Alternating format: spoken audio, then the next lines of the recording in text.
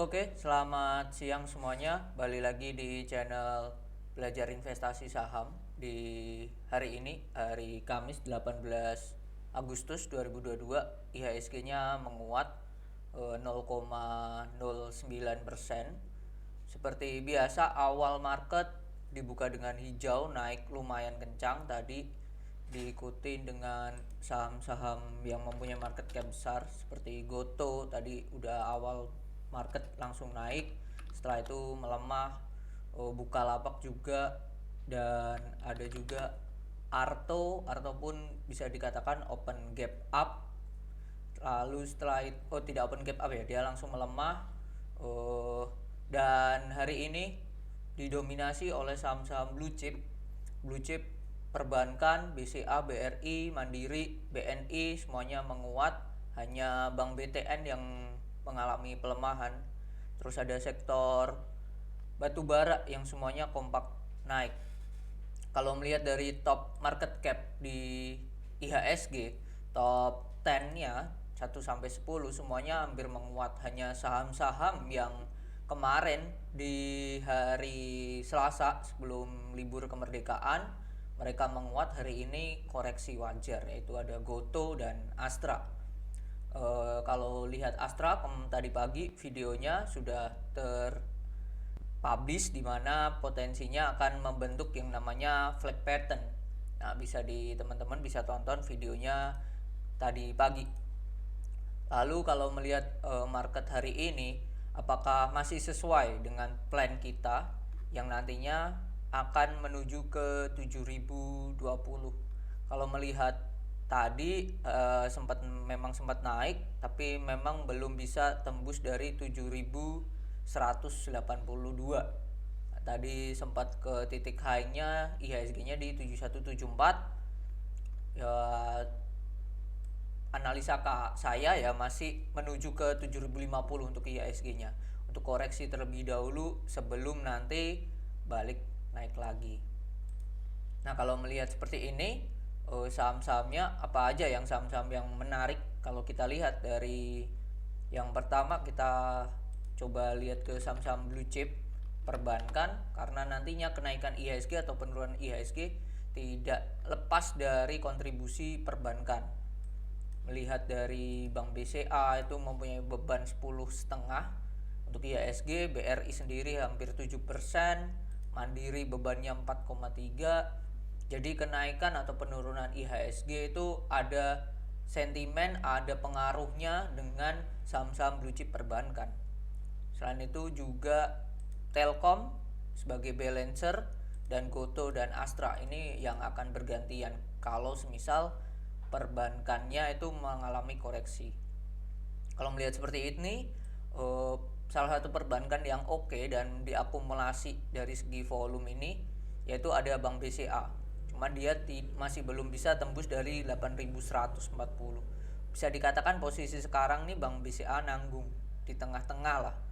Dikatakan mau tembus volumenya juga belum mendukung, mau turun ke support 7.650 juga kayaknya agak berat gitu. Soalnya selalu ada yang nampungin, jadi kemungkinan dia akan dijaga di harga di atas 7.750. Ini untuk Bank BCA. Lalu lanjut ke Bank BRI.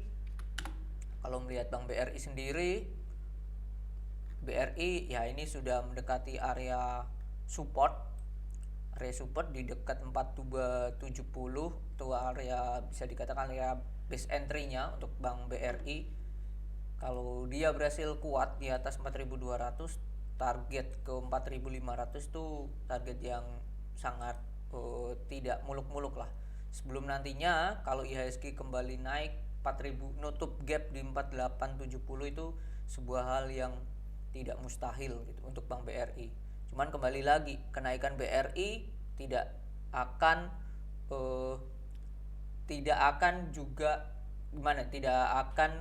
berpengaruh kalau semisal saham-saham seperti Bank BCA dan lain-lainnya tuh melemah. Jadi 4 perbankan ini sebagai kuncinya. Kalau perbankan satu jalan ya semuanya akan jalan. Ini Bank BRI. Lalu selanjutnya Bank Mandiri. Kalau kita melihat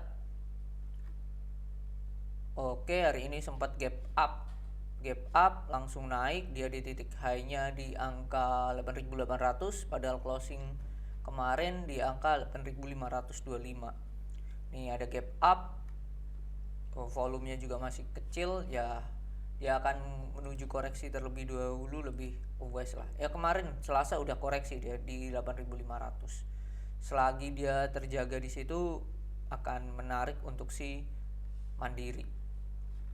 Cuman dari tiga perbankan ini saya lebih prefer dari tiga ini yang untuk misal teman-teman mau menggunakan untuk trading, saya prefer ke BRI. Kalau untuk invest ya BCA aja, bisa aja buat nabung rutin, lebih always dan lebih safe lah dibandingkan tiga perbankan lainnya. Kita lanjut ke perbankan satunya lagi, yaitu Bank BNI, sorry. Bank BNI chartnya hampir mirip dengan yang namanya Astra. Ini pun juga sama, dan ini akan membentuk pattern yang namanya inverted head and shoulder kalau dia berhasil tembus dari sini.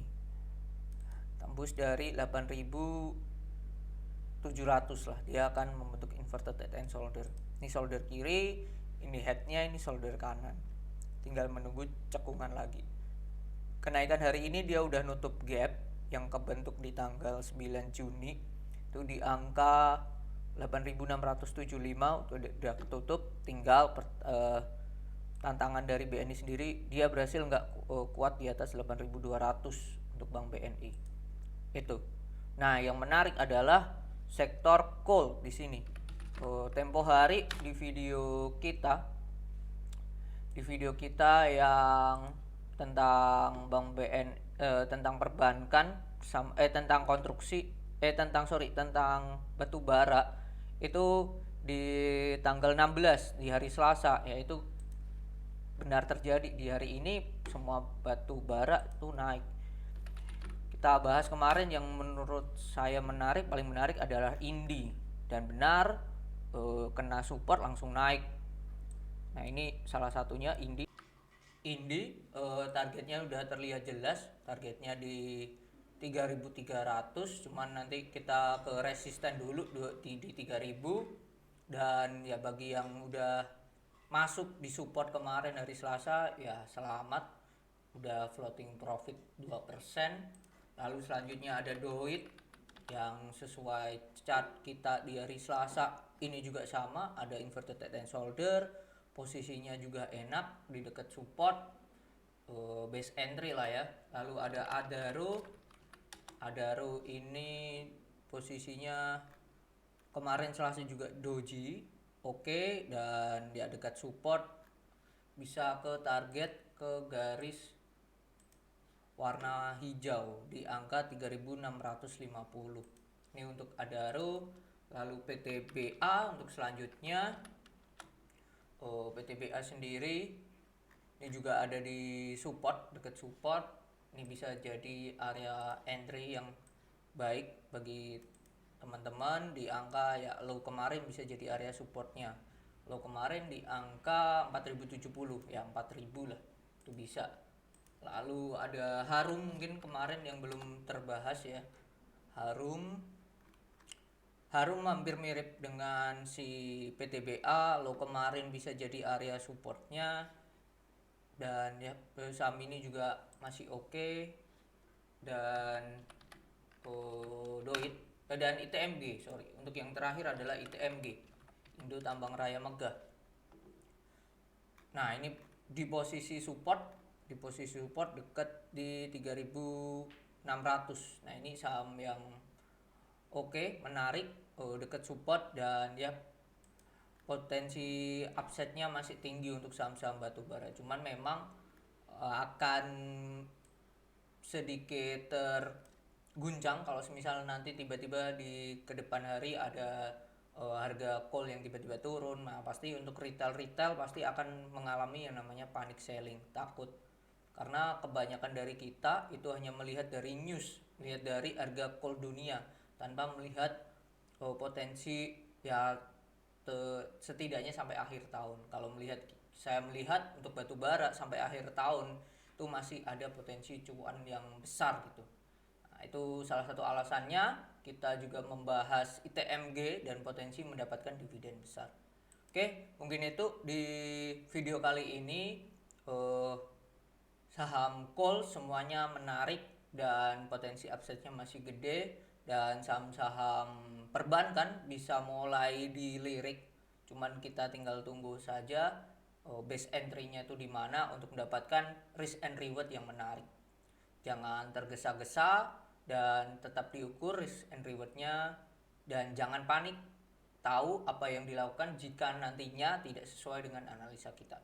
Kini itu, sampai jumpa di video selanjutnya.